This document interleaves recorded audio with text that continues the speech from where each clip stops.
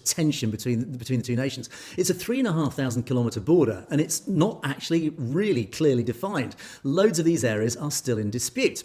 And if you look at the map, up here in the northwest, we've got Ladakh. This area, well, as you can see from this map, it says it's claimed by India, controlled by China. This sort of just north of Ladakh, this whole sort of area here. Likewise, in the northeastern region, we have this area of Arunachal Pradesh, likewise claimed by China, controlled by India. So again, you've got these two extremes of the borders that really both sides just cannot agree who actually should own it and control it. And it has been, as I say, this root cause of an awful lot of tension and indeed conflict between the two nations. Now, in amongst all this, of course, is good old Tibet. Poor Tibet, who, as many will recall, Tibet was invaded by China and its sovereignty was lost to China. And this in itself, this happened in 1950. It was when China officially annexed Tibet. And it ended Tibet's autonomy. And unfortunately, what it also ended was this. Tibet formed almost a buffer zone between China and India. It obviously existed for a very long time.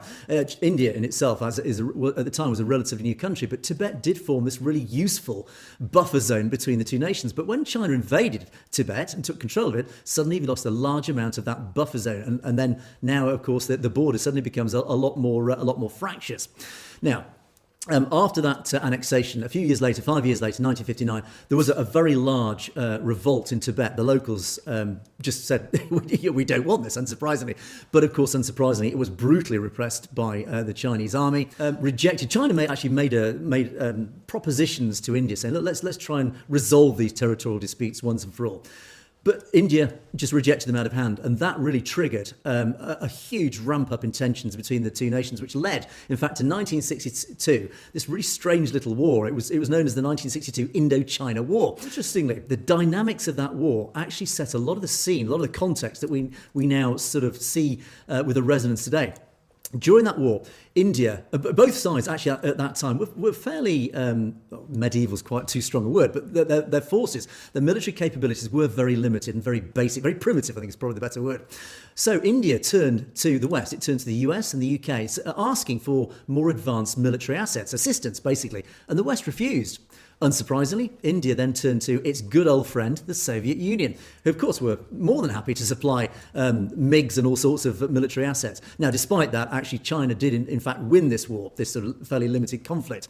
And the aftermath of that, China then withdrew back to this, what was called the LAC, the line of actual control, which actually was the LAC that existed before this war. So although technically China won the war, in fact it ended back up in this sort of stalemate geographical situation. But 2 years later, and things again started becoming a little bit more interesting because China, 2 years later, then officially became a nuclear power. Of course, this sent huge shockwaves, seismic shockwaves, political shockwaves, not just around the world, but certainly regionally, when China then suddenly becomes the only nuclear power in the region. Now, a few years later, 1974, India had its own first nuclear test, but India didn't actually become a nuclear power until 1998. But during the 70s, of course, raging Cold War, the Cold War, we have the East versus the West, the Soviet Union. Which side did India side with? Unsurprisingly, the Soviet Union. So all that time, during that really critical period, India sided with the Soviet Union. And as we know now, it's not really surprising, knowing the close ties between the FS or the KGB at the time and the Indian government. We do know that the KGB effectively bankrolled the Indian government through the 40s, 50s and the 60s, certainly that period. But China itself, again, this is rather interesting. China at that time sided with the United States and Pakistan during the Cold War. And that relationship, certainly with Pakistan, maintains to some degree today. And likewise, Pakistan with the West. And of course, Pakistan stands as the main regional rival to India. So again, you start to see the interesting dynamics between all the players, the regional players.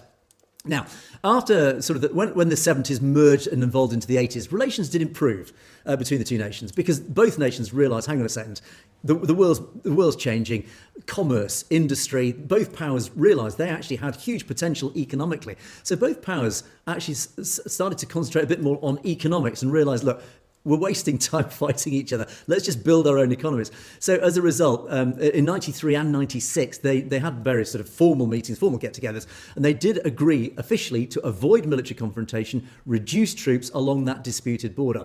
Unsurprisingly, though, it didn't totally prevent all incidents. Basically, the last few decades, it has been, decades of a very fractious, I keep using that word, fractious relationship between the two.